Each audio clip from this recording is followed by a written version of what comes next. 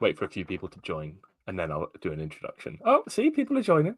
We're live. The Twitter notification has just come through. We're live on Twitter, at least. Hopefully, we'll be live on YouTube as well.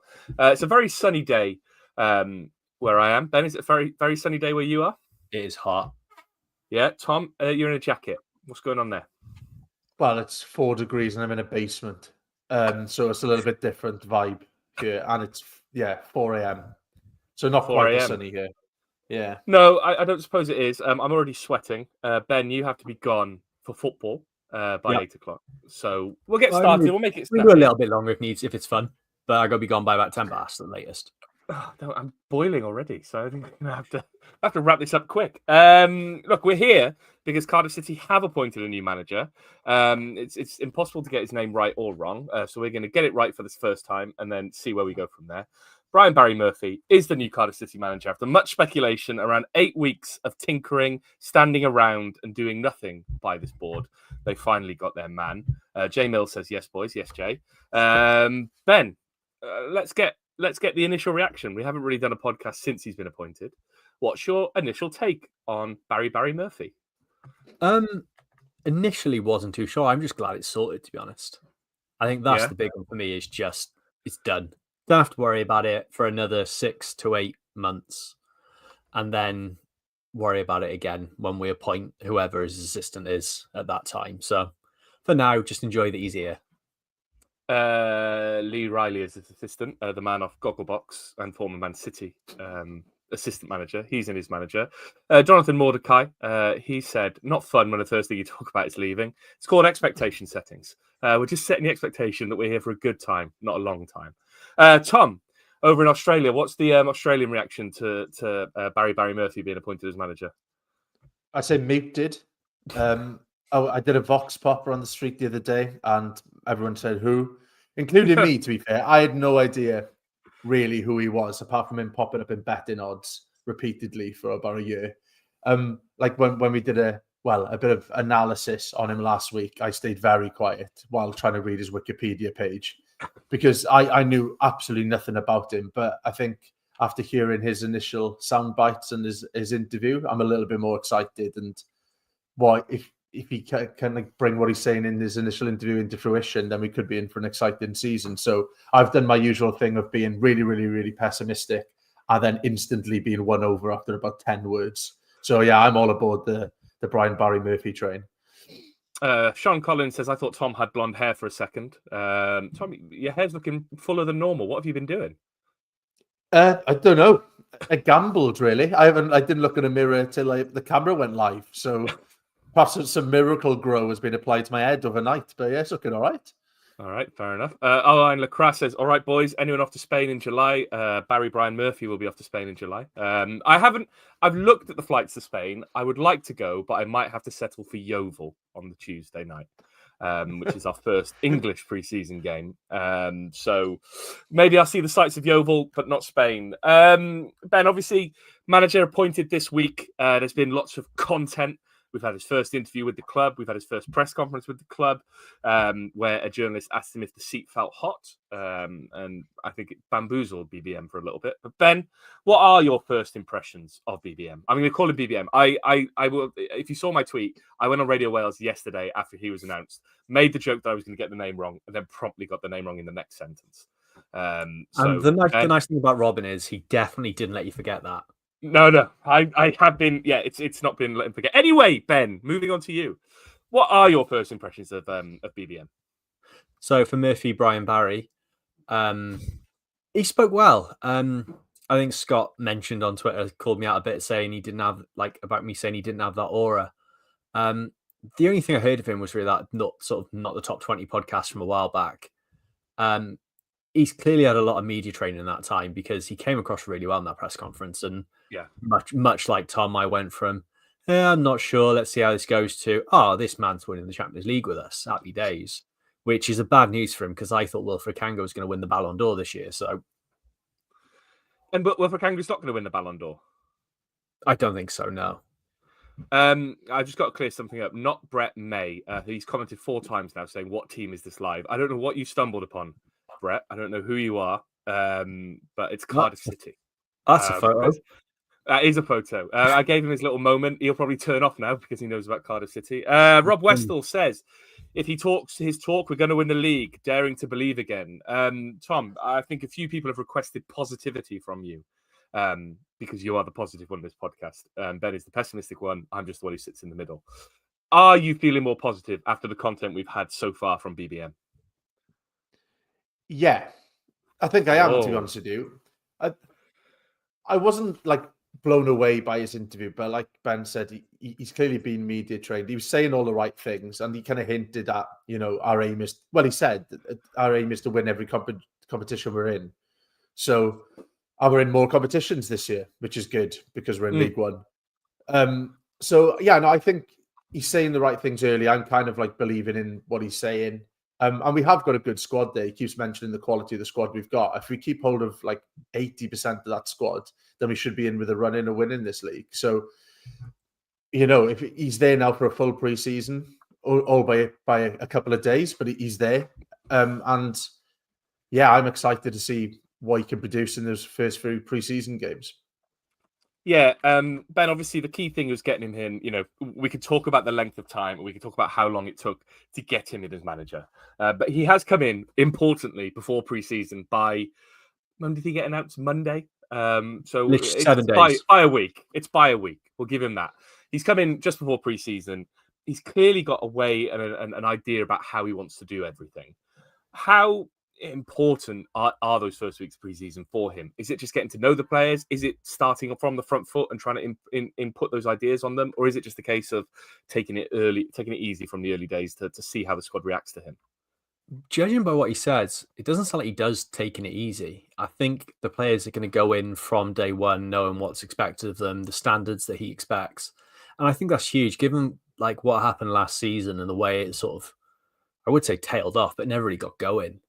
There needs to be a hard line drawn across it and sort of said these are the standards, because we were well below par last year. We can talk about it like all we want, but like that team shouldn't have been where we were. We were mid-table the year before, and we added to that team seemingly, and somehow ended up in a relegation battle. Players have got to take some share of that as well as the coaching.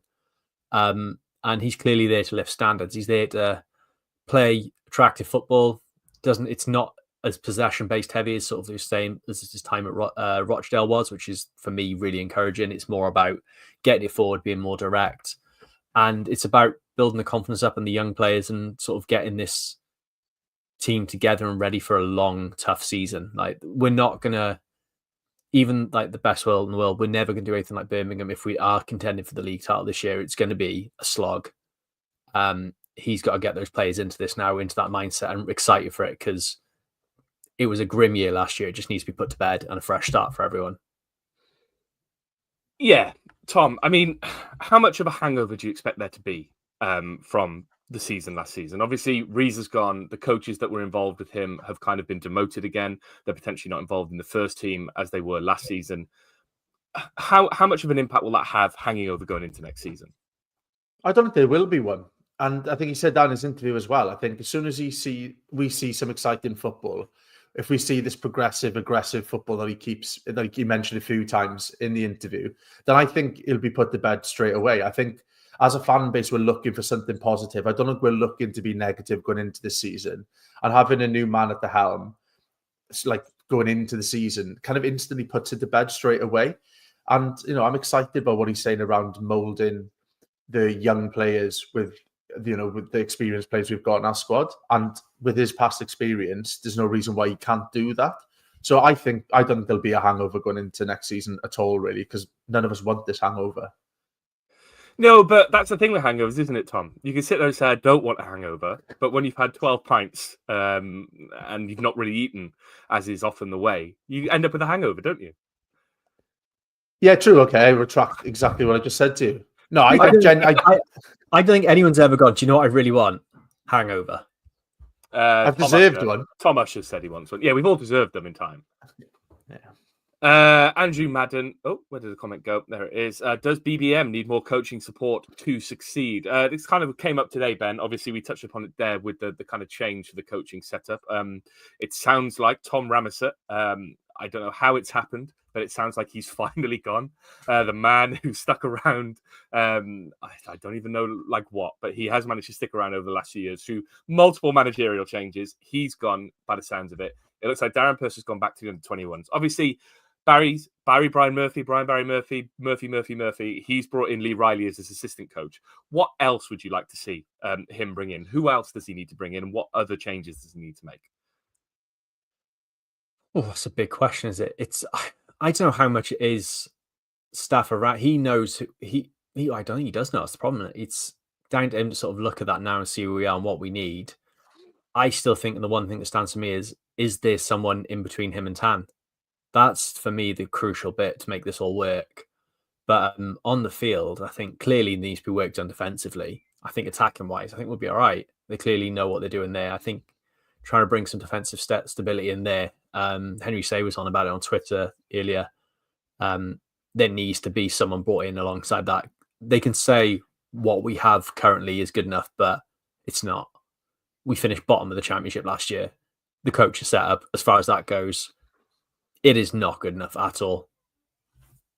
No, it isn't. Let's talk about a comment from Ninian Mike. It says, with Rambo gone and Rolls yet to sign a contract and probably not a starter and hopefully a new keeper, who's lifting the LDV Vans Papa John Shield, otherwise known as the... I accidentally muted myself instead of hiding the comment. Tom, Virtue Trophy, how excited are you for a new competition? Yeah, too excited. Like, as I've said in pods in the past, I love a cup run, and to have a new cup to try and have a run in is quite exciting. It's less exciting when you see you're playing like under-21s and stuff like that in it. But it's just, I think as a fan base, we're looking for something new and exciting. And it's a bad way to go about it, getting relegated. But like, we'll take it. It's something fresh, new teams to play. And I'm sure if we win a couple of games and we find ourselves anywhere near the semi-finals of it, we'll be well behind it. And if we get a Wembley trip out of this trophy, that'd be absolutely massive for the club. So we know what it's been like in the past being at Wembley. So yeah, I'm all for it. I can't wait to see us give a cup run, give a cup like this a crack. It's just exciting, isn't it, Ben? Kind of the teams we could be playing. I know we're going down into League One, where we're already playing teams we've never played before, in terms of Stevenage, in terms of AFC Wimbledon. But when you think of the group stages of the Virtue, whatever you want to say it, I don't know how you actually say it because I've never had to look at it before. We could end up with teams like Bromley in there, who we've never played before as well. And it gives us a chance to kind of get some meaningful action for our under-21s, doesn't it? We talk about the League Cup and stuff like that, but if we're in a competition that we can get through the group stages on and have a meaningful run in there, that's a chance to blood some of the younger players even more, isn't it? Yeah, it's massive. I think it's something new to us, but it is really weird to be like, oh, we're going to play Bromley, and genuinely, I am excited for it. It's such a weird one, and sort of the club shouldn't be in that position, but we are. And yeah, it could be a really, really good thing for us. There's so many young players, like not just on the first team list, but you look at the under-21s coming through. Like they need to play senior football now. It's time to reset. You've got a manager that's sort of MO is bringing young players through. An assistant who's very good at that as well.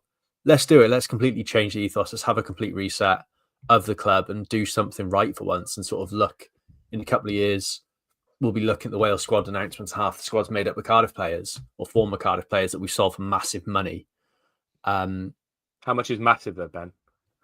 Oh, no, in Cardiff, like £4.50 a pack of Dib Dab. But yeah, nice, good old school snack there. You could have gone Rainbow Drops, but I really sort of panicked. I backed myself into a corner of what sweet to go for, and I went shit. I went Dib Dab. Says a lot about you that you went Dib Dab.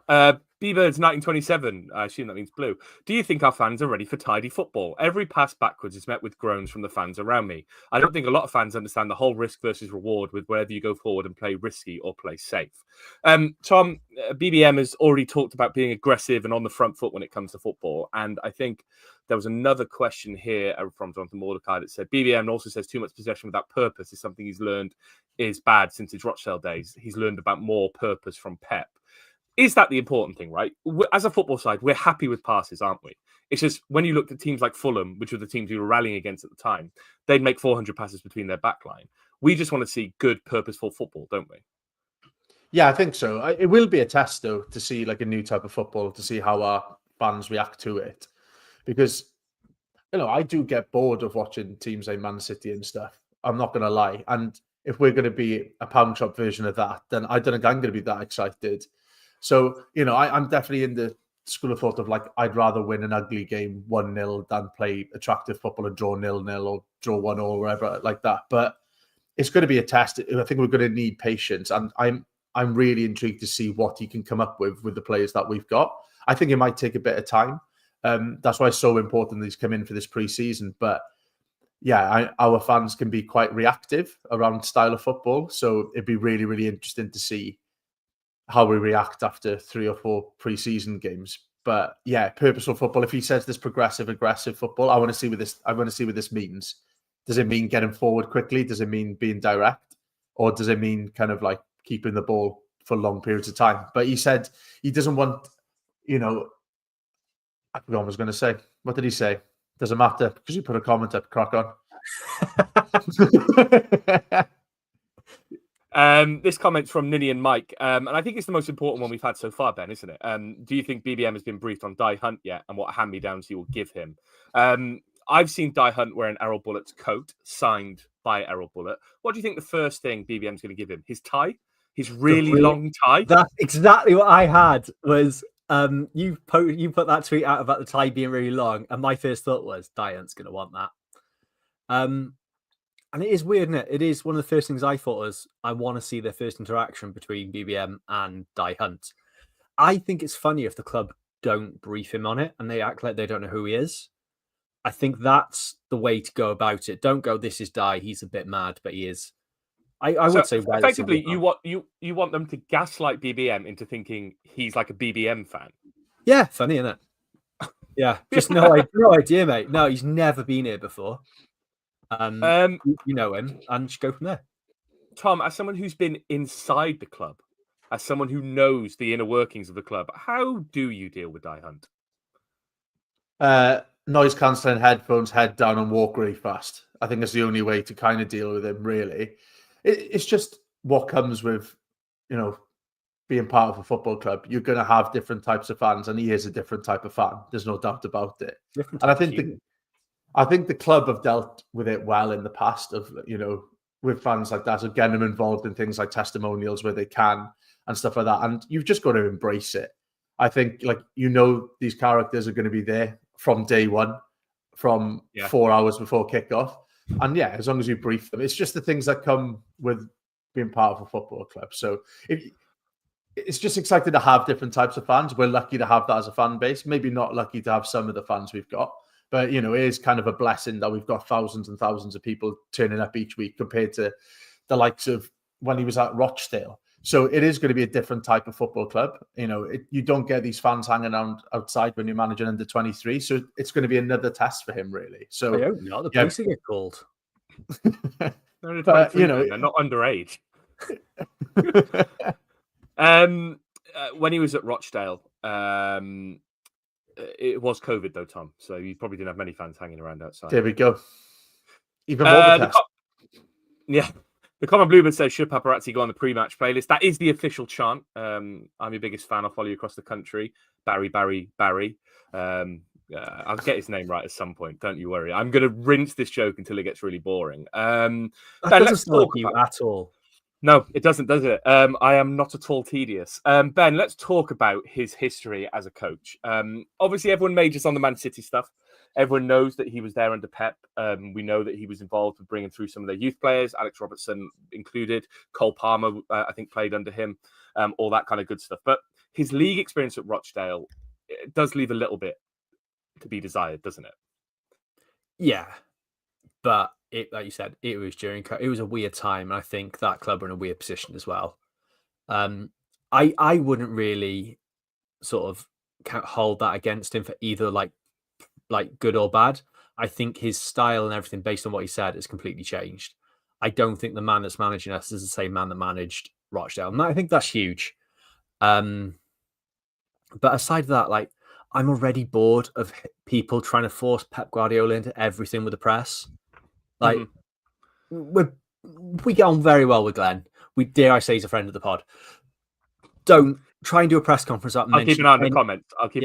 If Glenn pops up. Try and not mention Pep, or see if you can have a sweepstake of how quick someone else mentions Pep in a press conference because it's going to go on and on and on. And he's clearly uncomfortable with it. Like he's sort of trying not to mention it as much. Like it's an influence. Yes, it's there. But Christ, it doesn't have to go on all the time. I think he's his own man. Like it's up to him now to sort of forge his own way. But I'm going to get so bored of the pet mentions. But we should utilize any links he's got with them and Man City for loans and stuff like that. Yeah, I mean, the question came in from Rob Westall there. What Chelsea and Man City loanies would you like to see if BBM uses contacts? If I had to pick, I'd probably say Kovacic in the midfield. If we can get Josko Gvardiol, I'd like to see him come in on loan from Man City. Really good defender. I don't know if you guys have heard of him. Tom, look, I know you're a big, avid watcher of the youth football. I know you really know who's coming in out of what youth systems across the country. Who would you like from Man City? I wouldn't want to say, I wouldn't want to influence any transfer. So I couldn't possibly put some names out there, knowing as much as I do. But I think we're going to get the Pep comparisons until we see some football. And I think I don't mind it, to be honest, because it's good that he has got that influence. It's a huge influence to have.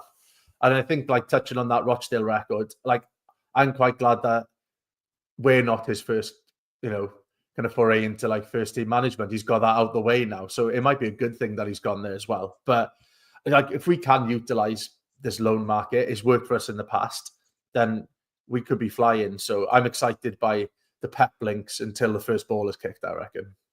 Can I just say have you ever been media trained? No, but I was quite proud of myself then. Yeah, that was yeah. And that was, as we would say, answer the question you want to answer. Don't answer the question you've been asked. So just say whatever you want. And you brought it back to other stuff we've been talking about. It was fantastic, really. Jamie Anderson did enjoy his comments of being the biggest club in the country. Jamie, I know you're excited about going to some weird and wonderful grounds next year. If I don't see you at Burton Albion, I'll be very disappointed. Jonathan Mordecai, he says that Rochdale had an awful budget and were classed as already relegated when he took over, and they had a very young squad as well. I'm not going to make excuses for him, Ben. He won 4 games at home during his second season at Rochdale. I'm going to bring some of the negativity. I appreciate he talks about changing in style. It sounds like he talks the talk. Is there any worry for you that he doesn't walk the walk? Yeah, but I don't know how much that'll be down to him and how much will be the dickheads above him. I think, again, we can there is part of me really excited for this. I'm looking at it going, fuck, this could be the reset we're after. Everything that's coming out, I'm going, oh, yeah, go on. I'm here. I'm on board. I'm doing a Tom. I'm very, very excited very early on. And then every now and again, someone will just mention something about Vince Tan, and I go, yeah, him. And it does spoil everything. It really, really does. Honestly, I don't know. It's just tough, isn't it? I want him to. I want it to go so well because this could be really fun. This has the makings of a rebirth for the club and us flying forward, or the usual shit show, and I can't work out which yet. I don't think any of us can. I think that's the thing, right? Tom, it's a change of directions in many ways. We've gone from giving people 12-month rolling contracts to giving him a 3-year contract. We've gone from stealing kind of cheap managers that were already out of jobs to paying compensation to Leicester for him, and I think Lee Riley's come in from Man City where he was a youth coach. So we've gone and paid money for these coaches, and I don't know if it even means anything, Tom, but people seem to be getting excited that he's called a head coach, and I think people were getting excited about the fact that during his press conference today he made a lot of references to Gavin Chesterfield and talked about him as a key person within that. It sounds more like we're moving towards a less traditional setup, doesn't it? It does feel different, that's for sure. I think, like you touched on it there with the 3-year contract, I think that's huge. I think it looks like there's been an understanding from the hierarchy that their approach before didn't work and something needs to change. And it might be a little bit late, the fact that it's taken a relegation for to get that kick up the arse, but hopefully that is the kick up the arse and it's not just, just a different title and nothing changes. But I'm pretty positive going into this. I think it's clever PR from the club in terms of emphasizing the thorough process it was recruiting him, and it's some quite clever questions I thought in his interview and stuff. But it's got me excited. It does feel like we're doing stuff differently here, and the mentions of Gavin Chesterfield and things like that, it does make it feel like we haven't just done this on a whim. And he feels like the right type of coach to kind of do this change in tack. So I'm excited to see how it happens. But like Ben says, it hopefully it gives him time as well, and the people above don't just panic and shoo him out the door after 3 losses in a row or something daft like that. Well, this is Cardiff City. That probably still will happen. GR17CNR says it's crazy how I was looking forward to a nice break from Cardiff over the summer, and now I've watched his first video on Cardiff TV, and I can't wait for the season to come. I mean, Ben, we can sit here and kind of debate the merits of him signing as a manager. We can debate his record. We can talk about his style of football. We can talk about the way he talks and all that kind of stuff. But it's the first piece of the jigsaw puzzle, isn't it, going into the season? We had the retained list, which we'll get to, but putting the manager in place with Lee Riley as his coach is that statement of intent that kind of gives the fan base a bit of a jolt, doesn't it? Yeah, it makes this next season suddenly feel real. It feels like, right, last year is done now. It is last season. We are now in this new season, and yeah, the future's here. Sort of our time in League One has begun. It is really exciting the way to see him here. I think you look at how it's gone, how the sort of club handled it. It's been a shambles. Like, we can't hide from that. But there are crumbs of something that could be really good here. This is a bloke that's really highly thought of in certain areas. I don't know a huge amount about him. That's quite exciting as well. And the staff around him sort of coming in. I don't know a lot about them. He's going to bring youth through. We don't know a huge amount about that. It's a lot of unknowns. And to me, that's fun, I think, and really exciting for once. It's less intimidating in this league where we've got a strong enough squad anyway. Hopefully anything will add to that, new that comes in will add to that and push us further up the table. Yeah, I'm still slightly skeptical of it, and it's mainly because of what he's done at Rochdale, right? I still think if that's the only thing you can base a manager on as it comes to like a record, then it does make me a little bit nervous. But I think when you see him talk, he's clearly got a steely determination around him, hasn't he, Tom? He's clearly got a strong idea about what he thinks needs to be done. I think it was a quote in his press conference today where he said Vincent Tan laid out exactly what he wanted from football, and Brian Barry Murphy basically said back to him, well, I can deliver that. And I think if he's talking like that in his press conference, then it's got to match up with him doing it behind the scenes, hasn't it, Tom? It's going to be what he's preaching every day in training to these players. Yeah, you'd hope so. I think from that interview, you can see he's a good talker as well. And that does worry me a little bit, like in some of the answers. Like, yeah, I know this squad really, really well. I've been watching over the last couple of years. Like, that feels like a really good thing to say in an interview, but how true is it? So it's kind of, it'd be really interesting to see his talk, like if it does come into fruition. But we've got to give him the benefit of the doubt. I think, yes, we've got the Rochdale thing to look back on, but I'm kind of ignoring that because it's convenient to do that because it's too negative. But I think like we don't know what's happening until a ball is kicked. And like Ben said, I think it's exciting that we've got unknowns. It can go either way, right? But in this regard, I think it's exciting that we don't know a lot about him because other teams are not going to know a lot about him either.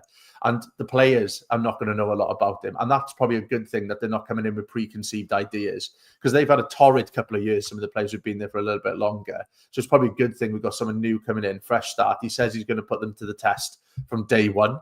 And I think that's probably what's needed, is that kind of jolt into the squad. So I'm excited to see what comes of it.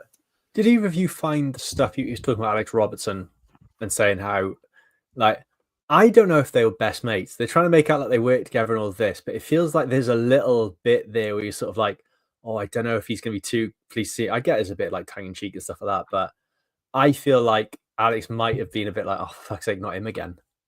I thought because he said he probably didn't want to hear from me because I was always on his case about stuff when he was coach. And then they said, so did you speak to him during this process? He said, no. I was a bit like, I was like, oh. Yeah, I thought he might have just said, oh, I gave him a call about something, or I gave him a heads up that I might be coming in. But the fact he didn't say anything, maybe he was being professional and he didn't want to kind of, jump ahead of the process and say, I'm not trying to read too much into it, but I agree with you. Like the fact he said I was always on his case about something was quite interesting. Alan Hooper says, I think he came off really well, the new manager. Let's hope the talk can get onto the pitch. WVA vlog says, taking another pump on a manager like West Brom with Mason. And Ben, I think that's the crux of it, isn't it? When we think back to the managers over the last few years, I mean, Bullet aside, when you think back to McCarthy after Harris, we kind of always end up in this kind of short-termism and how we go back to a manager who's a bit of like a safe pair of hands. it does represent a step change, doesn't it, for the club in terms of appointing a youngish. People would say he's youngish. He's 46. I think he's slightly older than Marisa. The head of hair helps him. It's a different approach, isn't it, that we haven't really done before. Yeah. How can a man in the 40s who grew up in Ireland look better than a bloke who grew up in London? That's worrying. Like, you'd say it's a tough paper round for Roma, but I don't think it was as tough as what as BBM had. So, hey, listen, Marisa didn't compromise. Yeah. That fucking LinkedIn post. That's all we're mentioning. That's all we're mentioning. Carry on. Yeah, it's a change. You look at. I've got the transfer market stuff up here about like managers and stuff like that, and it's not pretty reading. After Warnock, the longest is Buller and Neil Harris and they've both only made it under 450 days. It's that everything about it short term. Lamucci came in on a short term deal and still lasted longer than most of these managers. The clubs, it's been a mess for so long. Hopefully, this 3-year contract it's their way of saying, look, things have changed. I have no doubt about it that Tan Summer has written in clauses where there's break clauses in that contract. I don't question that for a second. But on paper, saying it's 3 years, give him time to sort of develop something, and hopefully they're aware of the success. We might get promoted this season come in. We might not. It's a bit more of a process than sort of just going 1 year and then saying, right, we're going to get to the Premier League and hoping that's what happens. Hopefully there is some sort of plan in place at last to put some structure down to sort of just say there's more to the plan of how we're running this football club and saying we want to be in the Premier League. Yeah, and Tom, there's a comment here from Gavlai says, my worry that he's keeping the same backroom staff. Ramsett shouldn't be involved. I don't think he will be involved. But Percy's gone back to the under-23s. We need more coaches. Gavin Ward might be sticking around depending on his contract. BBM clearly took this job to get the job as Ramsey wanted to change from top to bottom. Do you think that's true? Do you think it really matters if the manager is a success? You talked about how you don't really care about the style of football, 1-0 winning ugly to be successful. Does it really matter if we're getting results? I think with that comment there, I think a bit of continuity from the age groups isn't necessarily a bad thing. I think the one kind of shining light we've had as a club recently has been our kind of youth setup, and it's going pretty well there. So I get it, but I think that's almost too negative an outlook on it. I don't think we need to be ripped up top to bottom, like in terms of our age groups at all. I think we need a bit of continuity and a bit of like cohesion between them. And it seems like that might be one of his strong points. And the fact that we've got Gavin Chesterfield and stuff being brought into the interview process, I think is a positive. Plus, I'm just drinking the Cardiff Kool-Aid a little bit because I tend to do that sort of thing. So, but I think it's a positive that we've got some continuity, but some fresh faces being added on top of it. Well, you and GR17CN listening to him in both interviews got me thinking, what can you do with the squad? Is it Colwell's year working with Tsunoda, Simic, Salic, Lawler? Ben, is Ruben Colwell becoming the new Josh Murphy? Is he about to come good this season? He is the next Josh Murphy, isn't he? Which is great news for Oxford in a couple of years' time. But for us, not so much. Do you know what? I'm not going to question anything about Colwell this year. I think just see what happens with him, because I'm not at the point of giving up with him, but last year. Yeah, all right, I am a bit, because just last year, it's not like he didn't have the games and other chances. He did nothing when he came on the pitch. He's got a lot to prove this year in League One, because people can say, oh, he might not be here. If he's not, I'm not that disappointed right now, because there's so much potential there, but fucking it ain't coming through at the moment. It didn't happen last year. It's got to happen this year, or he's going to stay in League One even if we go up. Let's get on to the squad. We've had the retained list. There's lots of conversations about players sticking around, coming in. There's rumours starting to fly already. Tom, on a very basic level, what does he need to do to this squad? Obviously, there's talk that that Horvath might be taking his Mr. Tickle arms to another club. There's defenders. Gutas has gone. There's talk around Rolls' contract, Rinamoto's contract. What did you think that he needs to do on a basic level to get this squad ready for the first day of the season? I think getting the best out of what we've already got, to be honest. I think like the more I look at the squad, I'm like, oh yeah, I forgot he was there. Oh, I forgot he was there. Oh, we've got him coming back from a loan spell. It's quite a big squad. Yeah, we can add, I think, a couple of experienced heads, a couple of exciting loanees, and we need a little bit of depth around like goalkeeper. And like probably defensively, we might need one or two, but I think there's enough there. If we were starting the season tomorrow, that we should still be in the picture to win this league. So I'd be excited if I was him, coming in and seeing all those players coming in day one, because I think there's a lot to work with right from the off. And he'll know within a couple of weeks where we're lacking and where we need a bit of bolstering. But I don't think there's a real obvious area to me. I mean, you two may disagree on that, but I think we're in pretty good shape going into the season. Phil Jones has said we need a solid spine right through the team and a tough tackling captain at number 6. Ben, let's talk about the central midfield positions. Obviously, we've got everyone's favourite underrated footballer, Ryan Wintle. He's potentially coming back. Well, he will be coming back. We don't know what his future holds. Joe Rolls is sat there waiting for a new contract. He might have signed a new contract. No one really knows at the moment. You've got players like Alex Robertson still there. How important is it who's getting a midfielder in who just knows how to do the dog work as well as being a desperately good footballer in League One? I think it's a battler, isn't it? I think that's what you need at this stage in this league is just a battler. And I think that's what we sort of lack throughout. I think, like, just go back to what Tom said there of like what we're obviously crying out for. I don't think there's a position we're crying out for, but what I think we are crying out for is leadership. We've lost a fair bit of that with Gutas, although it didn't really come good. CO sort of like characters in there. It doesn't feel like the most lively dressing rooms in the best way. I feel like there's characters in there, but I don't think some of those characters are the best characters you want in a dressing room. Shots fired. Well, it's true. And you look at like Perry and G, you look at Wintle coming in. There was a lot of reports about what their sort of characters are like, what sort of their behaviour is like around the dressing room. It's not a positive influence. We need people to come in that sort of bring this club together, bring the players together, and it's a lot easier to do when you're being successful. I get that.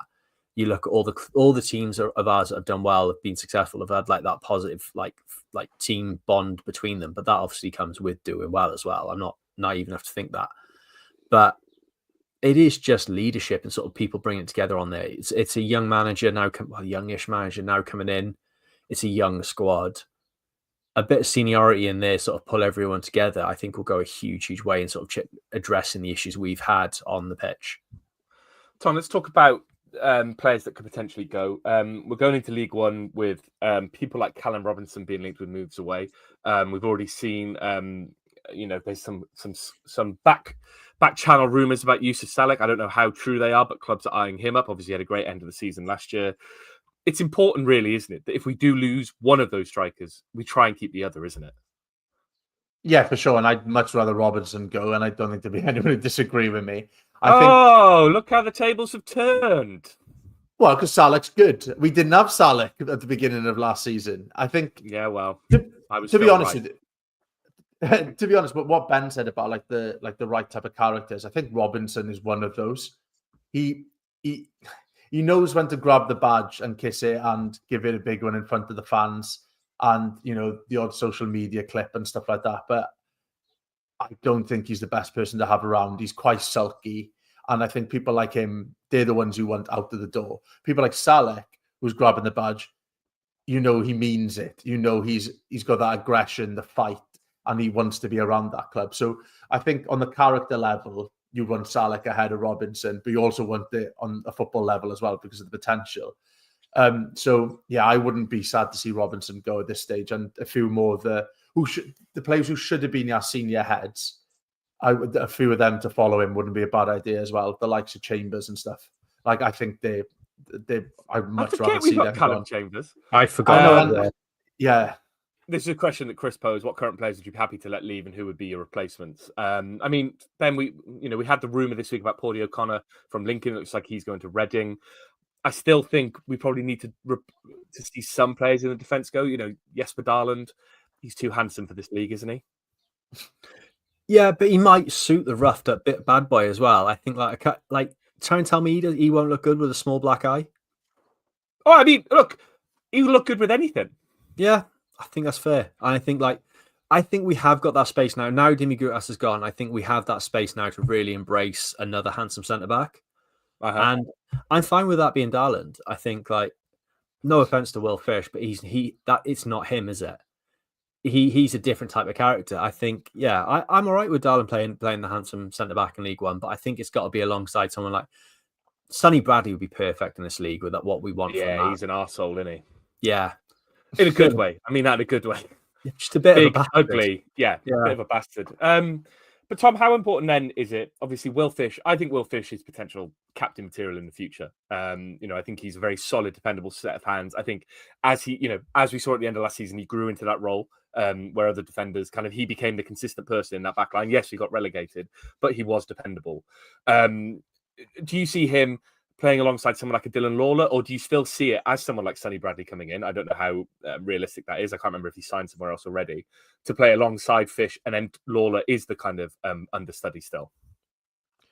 I don't see him being an understudy. I think he'll come in and out. There'll be a little bit. I think you need an older head there just to kind of bring, add some experience to those younger lads. But I think I wouldn't mind someone like an aging centre back who you could only get 20 games out of coming in, so Lawler can have that game time. I think the benefit of us being completely shit last year was the likes of Fish getting game time. I don't think he'll do him any harm whatsoever going into this season. The fact he's got championship football under his belt. Yes, it might be a bit of a negative spin that he kept losing with us, but I don't think it will be. I think he seems to have that kind of steely reserve about him. I'm quite excited to see him get more game time.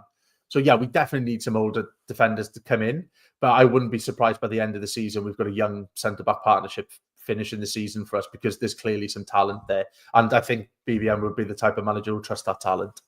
Will Fish is a top young player. He'll be our best CB this season, says Reece Hayward. Callum Wallace says Fish over Darland, in my opinion. And then Jonathan Mordecai says if Darland hits the weights, he'd be quality. Very good on the ball and movement, but not strong enough physically.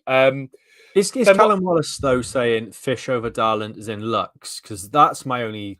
I'm not judging footballers here on that. I'm not if that. I'm purely aesthetics. He might be talking about the general food group fish.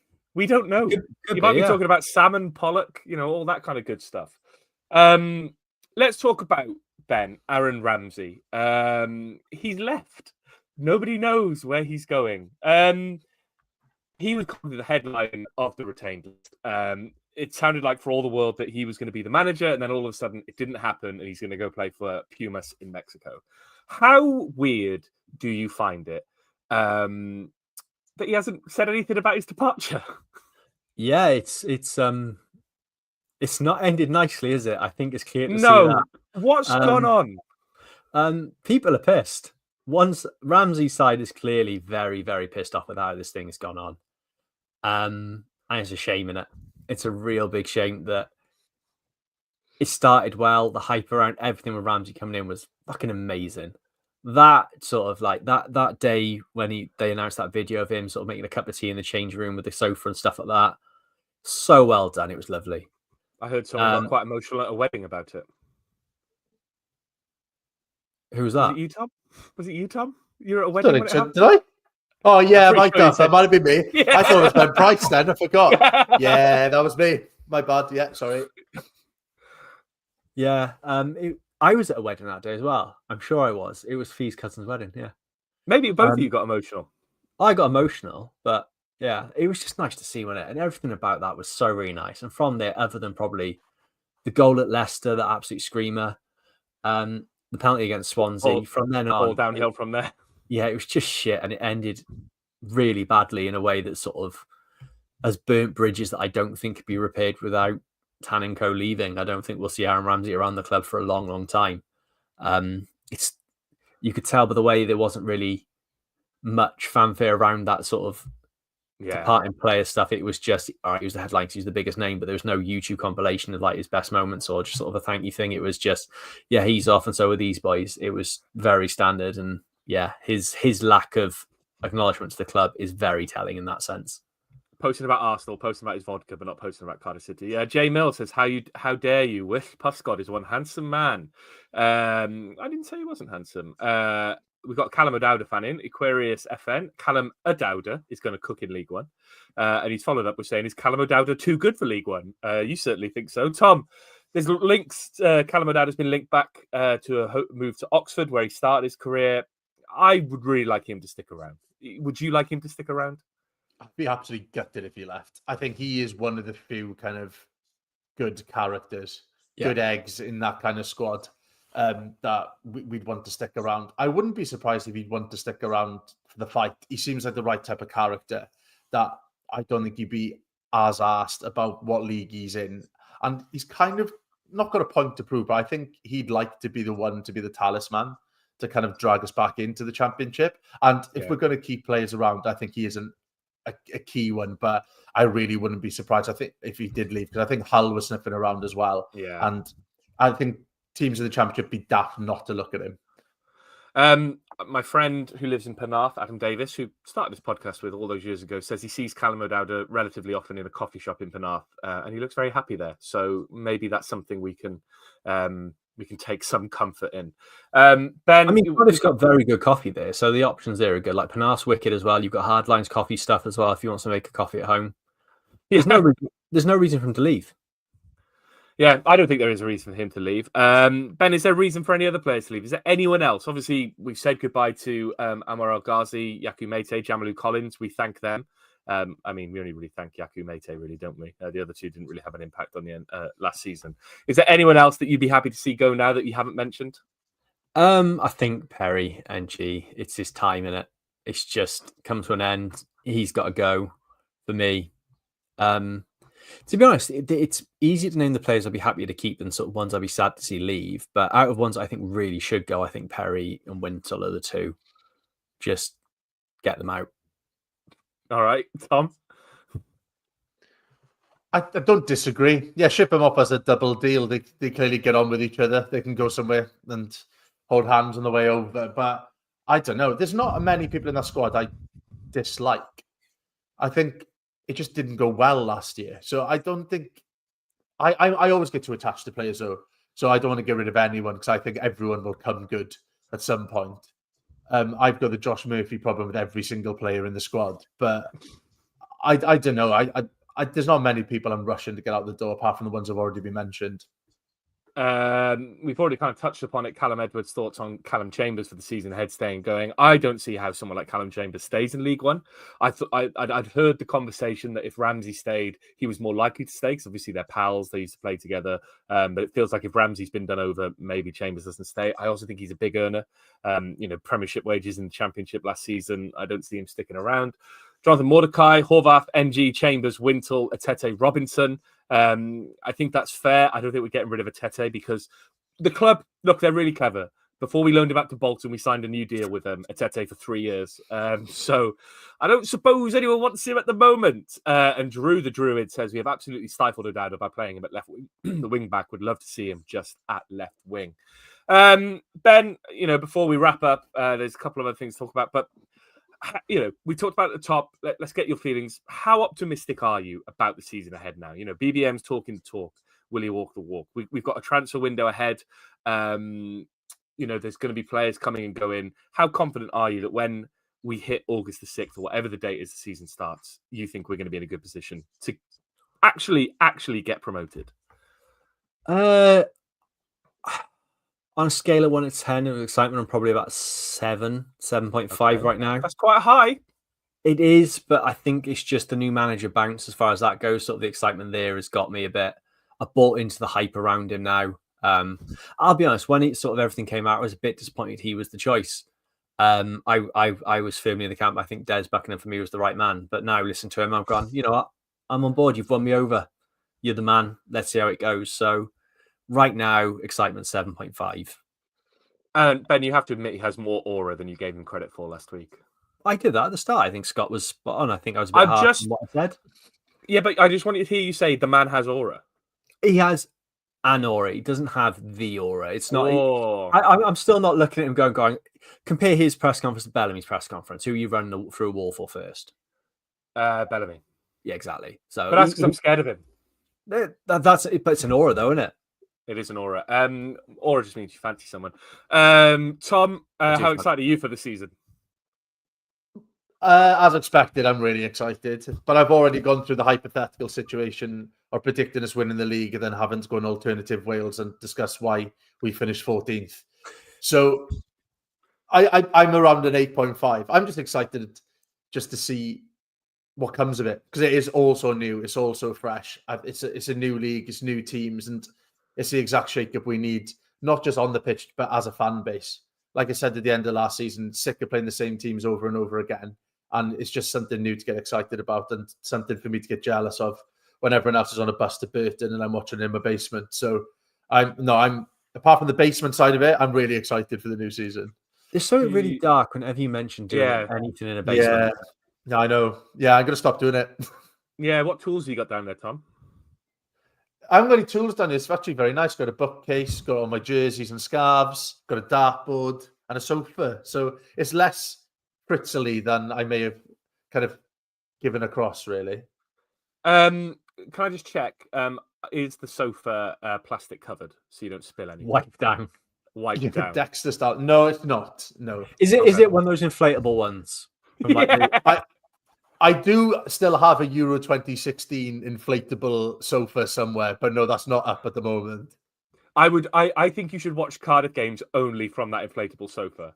I'm not saying we'll ever do watch-alongs, but Tom on the inflatable sofa is a watch-along that needs to happen. The squeaky noise from that would be unbearable. No, but what I think is even more fun with that is the fact that he's in Australia. If we do it December time when it's 40 degrees, and I'm stuck to it. You're stuck to it, and just the feel of that is ASMR as well as sort of like a live watch-along.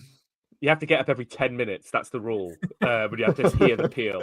Yeah, it's like celebrating the sofa's stuck to him. Yeah. Despite everything, I am excited for the new season. And I think one of the things that we left to talk about, Ben, is the potential, it's starting to come out that there's rumors of a takeover. How much do you believe it, firstly? More than I have in the past, just based off certain individuals. Not Anis, because he talks shit. But there's other accounts on Twitter, sort of Tony Rivers, sort of coming out and saying stuff. Fuck him. I don't care. Carry on. But Tony Rivers play football in 10 minutes. Yeah, Tony coming out and saying stuff sort of gives it a bit more credence. I think like just stuff coming out there is just make you go, oh, there's definitely something to this. There's more going on here than has in the past from what sort of like comes out, and that's got me not excited but cautiously optimistic. I think is the way to describe it. Yeah, I think we've made a point in the past of not doing the in the know stuff. We get told stuff, we don't really believe it, and then it comes true and we go, oh, we got told that a little while ago. I think the reason I believe this more is because I got told about a week before it was breaking that there was genuine talk about a takeover. There's genuinely an interested party. And then when I told the person who told me that it was becoming a rumor, he said, oh yeah, my mate said that it might start becoming a rumor today. So they're even ahead of the rumors. I have no idea who. I have no idea on the details, but it does feel a bit more concrete than previously. Tom, I mean, how big would it be if we did get a new owner? It is huge. Like, we're on about resets. There's no bigger reset than that. And I think, like Ben Price touched on it last season, the teams who've bounced back from League One into the Championship have often had new owners at the helm and have helped them to bounce back. But I think the only thing that worries me is the timing in terms of if we're looking to get new owners now, will it hamper transfers and things like that coming in? How does it affect contracts and stuff? But that's just the negative side of it. 99% of it is exciting because I think as a fan base, we've all been crying out for new owners. It's just quite scary sometimes because you see some of the owners that have been in other clubs. So in terms of BBM being an exciting unknown, having new owners is less exciting to some extent because there's a lot of not fit and proper persons out there who could take over this club, and it could be worse. But I welcome the fact that there's talks about it. I welcome the fact that Tanner's open to selling, and it'd be interesting to see what names emerge over the next few months as these people want to take over.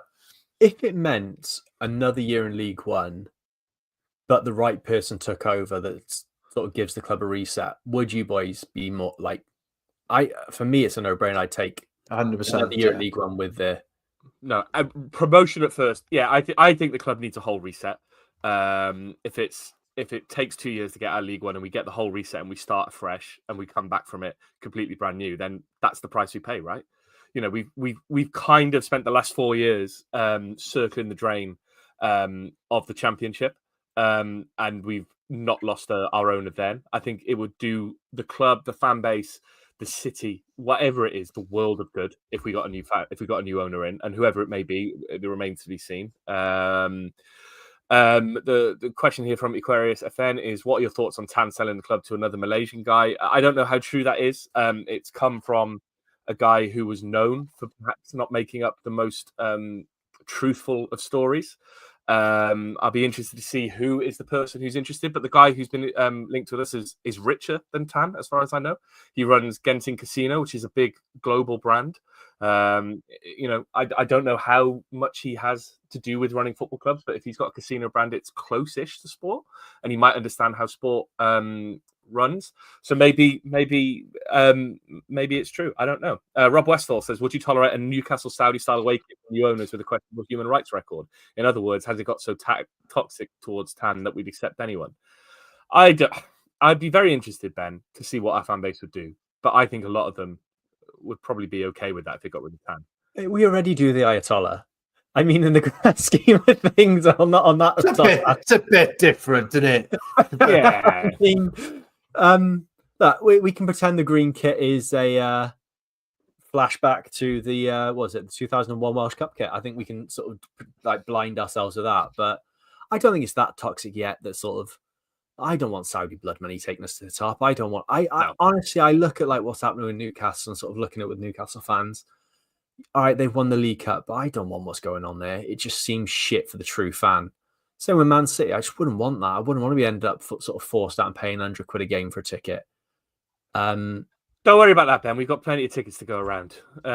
Even with 10,000 season ticket holders, the seats are empty. I just don't want to be a vehicle for sport washing, and I don't want it to be a vehicle for a despot regime to make themselves look good. Ian Dalgleish says Tony Bloom, Brighton's owner, was a gambler, wasn't he? Yep, that's how he made all his money. Reece Spear says, I thought it was 8 p.m. What have I missed? Worth the rewind. Yeah, I'd say it's worth the rewind. Ben's about to go and play football now. Ben, tell us about your football this evening. Playing down Ocean Park. Good bunch of lads. And it's going to be disgustingly hot because it's indoors and there is no air conditioning. Indoors? Are you mental? Yeah. It's 90 minutes as well at 9-a-side. I am going to be a dripping mess. I'm sweating just doing this podcast because I've had to shut the door and turn my fan off so I don't get any interference. Tom, 5 a.m. I didn't even think of that. 5 a.m. where you are, Tom. What's on the agenda for the rest of the morning? Just going to sit around and wait for a coffee shop to open, I think. I might watch some State of Origin highlights because I fell asleep during the game because I knew I had this podcast. But yeah, just going to try and not wake my partner if I already haven't done so. Can Ben track back? Someone ring Pat Du Bois. Ben, can you track back? No. I'm very much an old school left back these days. My days of bombing forward and tracking back are gone. It is the Dennis Irwin-esque sort of holding left back, maybe going forward towards the end when everyone else is knackered. And take a penalty from time to time. Quality penalty taker. That's why I never trot forward anymore, because then you don't have to track back. You're just always back. And that's the way to do it. That's the way to play football. Know your limitations. Cut corners and never have to do anything. Right. We'll let you go, Ben, so you can go play football. Tom, go watch the State of Origin highlights. Thank you to everyone who joined us. Thank you to everyone who got active in the comments. We'll be back next week with a normal pod. And then when other stuff happens, we might do some more lives. But thank you, everyone, for tuning in. And we'll be back at the weekend. Ta-ra.